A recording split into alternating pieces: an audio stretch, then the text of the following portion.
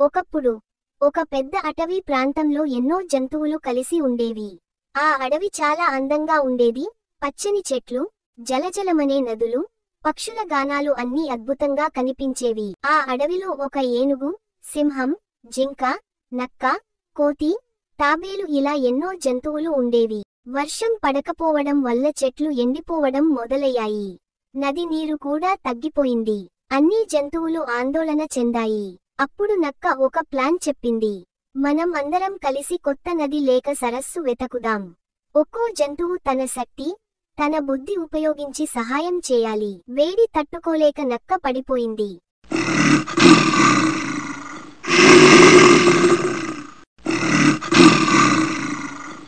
అప్పుడే ఏనుగు తన తొండంలో కొద్దిగా నీరు దాచుకుని నక్కపై పోసి దాన్ని రక్షించింది.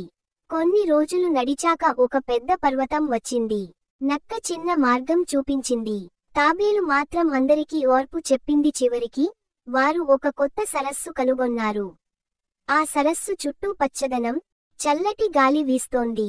అన్ని జంతువులు ఆనందంతో కేరింతలు కొట్టాయి. సింహం అన్నది, మనలో ఎవరో ఒకరే ఉంటే ఇది సాధ్యం కాకపోయేది.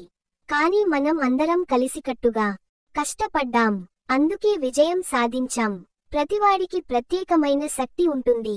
దాన్ని ఉపయోగిస్తే పెద్ద సమస్యను కూడా ఎదుర్కోవచ్చు.